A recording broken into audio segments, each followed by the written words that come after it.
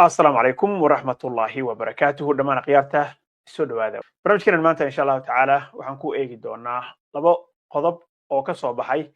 xukuumadda Donald Trump oo ku saabsan arrimaha dadka soo galootiga ah ee dalkan Mareykanka sharci sugayaasha ka ah usbuucii la soo dhaafay waxa ay soo saareen warqad argagax leh oo ku saabsanayd qofka raba in uu dalka Mareykanka isagoo dhexdiisa jooga uu qaato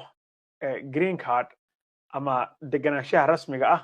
waxa ay soo saareen in dalka uu ka baxo markii hore laakiin haddeer waxa ay ka noqdeen go'aanka isaga ah waxaana ay bayaaniyeen oo ay caddeeyeen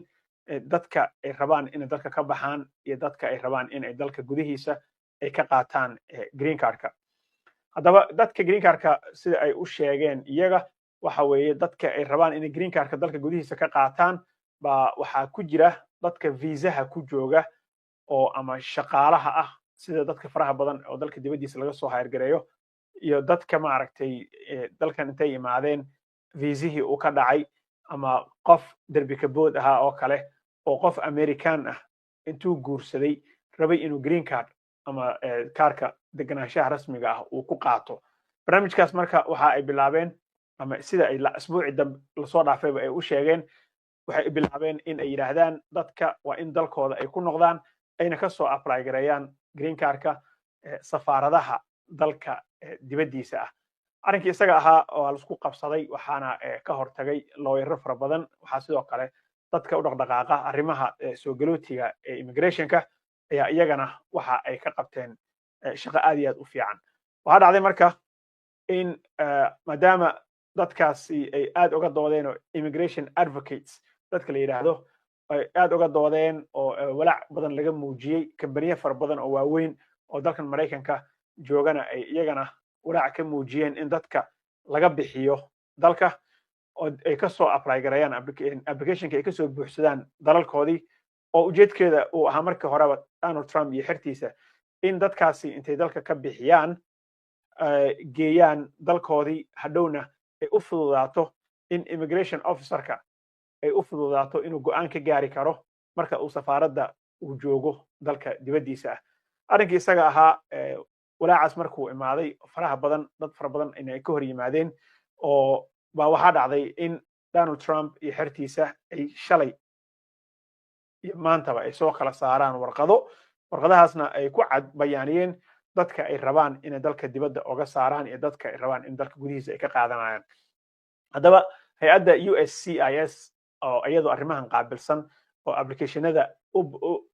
u process garaysa hay'adda Homeland Security-ga ee dalkan Mareykanka ayaa waxa ay sheegtay in 80% ilaa 90% dadka green cardka ama adjustmentiga ku samaynayo oo I-94 ka soo guuraayo ama qof uu guursaday oo derbi ka bood uu ahaa sharci rabo inuu ku qaato dadkaas waxay yiraahdeen 80% ilaa 90% in dalka ay ka baxaan qasab ma aha arrinkaas waa arrin soo dhaweyntiisa leh waa arrin way bayaaniyeen wayna kala cadeeyeen go'aankaasna dib ayay uga laabteen inkasta oo si fuuli ah oo buuxda aysan uga laaban haddana go'aankaas wax badan ayuu ka bedelay ka noqoshadaasna waxaan jeclahay inay cadeeyeen 80% ilaa 90% dadka inay dalka ka baxaan qasab ma noqonayso bay yiraahdeen adoo gudaha dalka Mareykanka joogo baa waxaad apply gareyn kartaa oo aad codsanaysaa in aad adjustmentiga ka samayso inaad dalka ka baxdana kuma qasbanid marka arrinkaas waa arrin la soo dhaweeyo oo aad iyo aad u fiican qodobka kale oo aan rabo insha Allah taala isagana inaan idinku daro ayaa waxa uu yahay qodob ah haddii aad derbiga ka soo booday ama viisaha uu ka dhacay oo aad asylum rabto inaad dalbato magangelyo doon waxa ay soo saareen warqad hoose oo ay isu dusinayeen oo ay soo saartay oo ka shiftay telefishinka weyn ee dalka Mareykanka ee caalamiga ah CBS News ayaa waxa uu soo qaatay ama soo xigtay warqado ay isu dirdirayeen hay'adaha qaabilsan arrimaha Homeland Security-ga iyo kuwa process gareeya applicationada ee sida hore aan ku sheegayba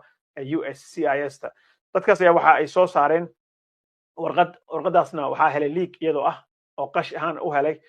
newska waxaana ku qorayd in qofka haddii uu ama derbi ka bood ha ahaado ama si kale sharci ah ku soo galo oo viisaha iyo waxaas ka dhaco haddii sanad kadib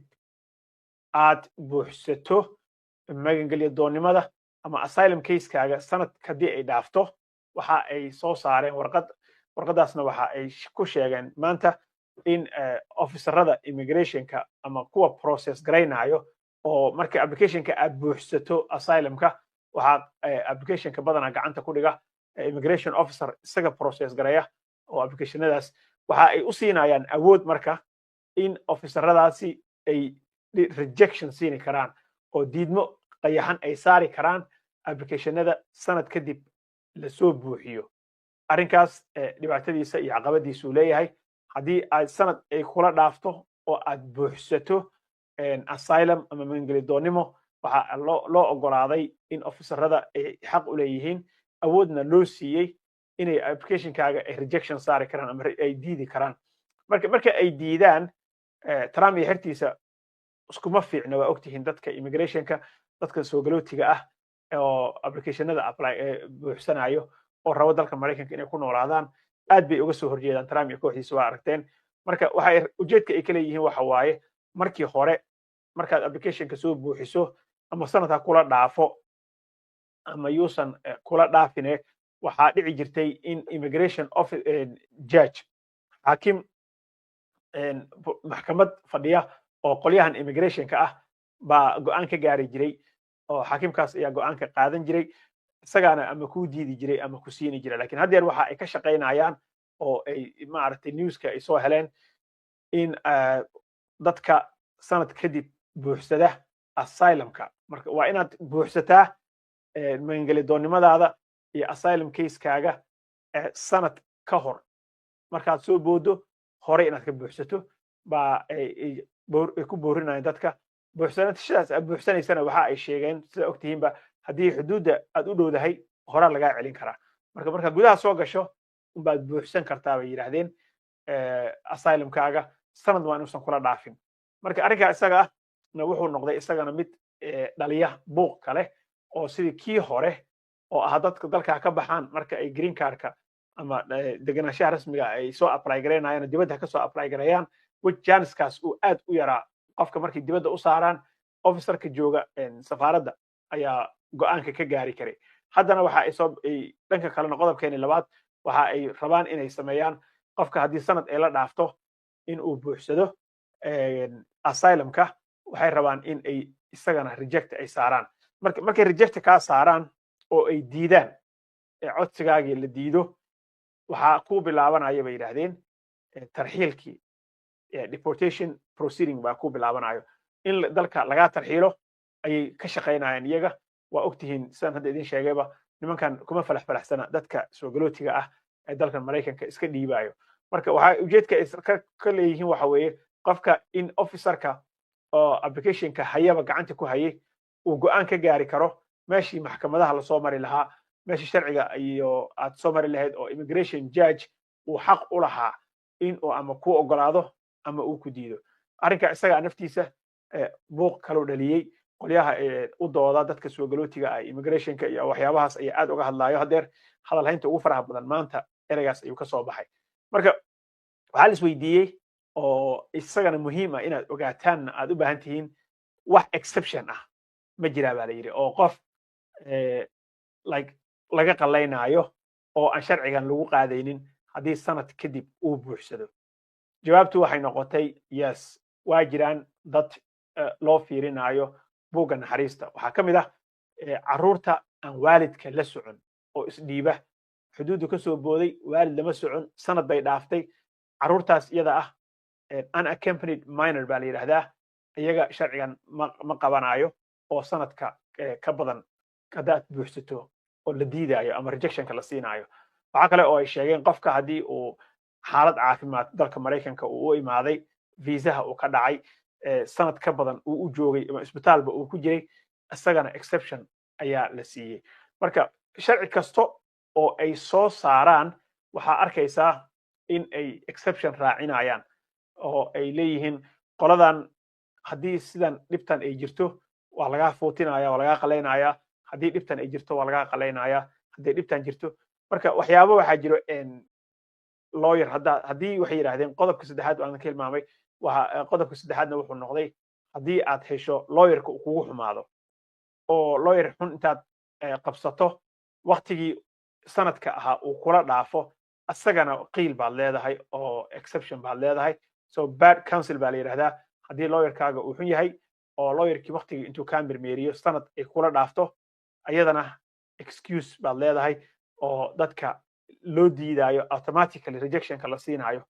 ka mid ma noqonaysid oo sida automatiga ay u diidayaan laakiin